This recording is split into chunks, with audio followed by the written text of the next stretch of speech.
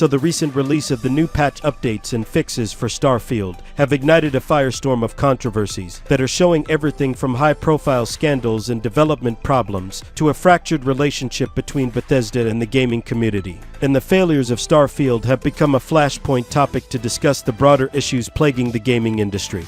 But before we begin, please like and subscribe for the latest Starfield news, secrets, leaks, and updates.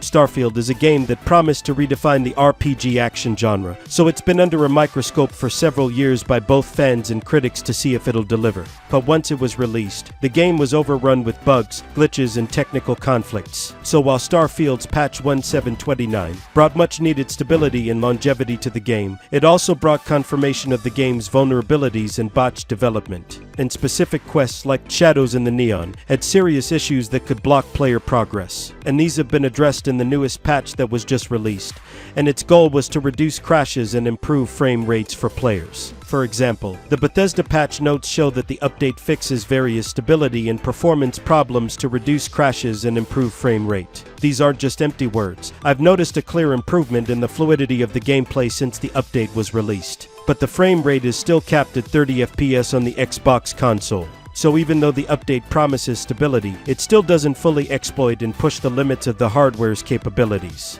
And while the update does offer some minor fixes to gameplay, there's still a lot of unresolved issues that still plague the game, like the puddle exploit outside Shepard's General Store in Ayla City, which allows players to steal loot without repercussions. This glaring oversight not only disrupts the game's economy, but also undermines the very stability that the patch aims to provide. It's a big reminder that while technological advancements can improve the game, they can also expose its other vulnerabilities in the game development and corporate decision-making.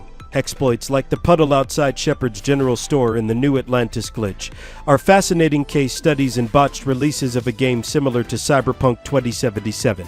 On one hand, they showcase the community's ingenuity and active engagement. For instance, the puddle exploit was discovered by a Redditor, highlighting the community's role in exploring game mechanics. These exploits also serve as glaring indicators of the game's vulnerabilities and lack of quality testing measures, which definitely disrupted the game's economy and gave players unfair advantages, which is damaging to the overall gaming experience. The New Atlantis glitch allowed players to navigate through a gap in the map to access vendor shops and steal significant amounts of the game's currency. This is a compelling example of how community engagement can expose the game's vulnerabilities. These exploits aren't a new phenomena, but rather a continuation of a long-standing tradition in Bethesda games, like the White Run Out of Bounds glitch found in Skyrim several years ago. These glitches have almost become a part of the cultural fabric of Bethesda games. But their recurrence also raises questions about whether Bethesda is learning from its past mistakes, or if these vulnerabilities are an accepted part of their game design philosophy. This shows technological advancements don't always cancel out past mistakes,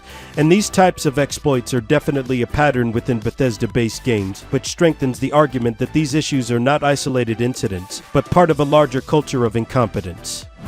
The new driver update for the Nvidia graphics processor promises a 5% performance improvement on average. This is a welcome change for PC gamers who are looking to maximize their gameplay experience. Early reports suggest that there are indeed slight improvements, adding credibility to Nvidia's claims. But while the driver update is a positive step, there's a sense that the gaming community is still skeptical of these updates because of Bethesda's background, but also because this 5% performance boost hasn't been independently verified. Bethesda's announcement about built-in mod support promises to extend the game's lifecycle, which is a strategy that's worked well with their previous titles like Skyrim and Fallout 4. But this also raises questions about the game's initial completeness. If the game requires community-created mods to extend its lifecycle or even to fix bugs and add features, then clearly the game wasn't ready to be released. But the mod support is expected to launch next year in a continuation of Bethesda's modding legacy from Fallout 4 and Skyrim. This adds weight to the argument that while mod support can extend Starfield's lifecycle, it also raises questions about the original state of the game, and also raises concerns on why Bethesda's relying on consumers to basically beta test the game after it's already hit the market for purchase. Modders are starting to represent a growing trend of game fixers, who are having to pick up the slack and save broken games that are released from unethical game developers. Bethesda's development timeline for Starfield has also been a subject of debate. While the game's been in the developers' plans for some time, and active development reportedly began only after the release of Fallout 4 in November 2015.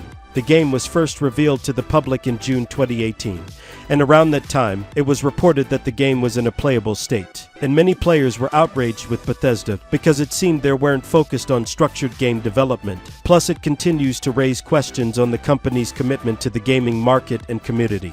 Much of the backlash after the Starfield game was riddled with issues, were from players who are upset with Bethesda over their recent controversies before Starfield's release. Like when there was a leak of the game's main menu in August 2023, and Mark Kern, who's the former lead developer for the original World of Warcraft, criticized the simplicity of the menu, claiming they lacked care for the title by overclocking their Starfield team with unrealistic deadlines. This controversy highlights the long-running tension between the developers' decisions and the gaming community's criticisms. While the menu might seem like a minor detail, the uproar it caused reflects the high stakes and scrutiny involved in the game development for the next big title from Bethesda Games. Another major issue with players has been Bethesda's exclusive PC partnership with AMD, which led to concerns among gamers about how the game's performance would be significantly compromised. Although the chief of gaming from AMD, Frank Azar, stated that Bethesda could add DLSS support if they wanted to, Bethesda remained silent on the issue. This decision has implications for how tech partnerships can both offer advancements and introduce limitations. It also raises ethical questions about corporate interests, potentially overriding community desires for better performance and improvements. Bethesda's commitment to future updates and mod support suggests a long lifecycle for Starfield that'll be similar to their previous titles like Skyrim and Fallout 4. This is generally a positive indicator, but it also raises questions about the game's initial completeness and the ethical implications of community-created content. So while Starfield has received its first significant update, the discovery of exploits and the need for further quality of life improvements shows that it's still a work in progress. And as we look to the future, it's clear that the relationship between developers and the gaming community will continue to shape not just Starfield, but the gaming landscape at large. So if you like this content, please like and subscribe for the latest Starfield news, secrets, leaks, and updates. Until next time, guys, keep raging.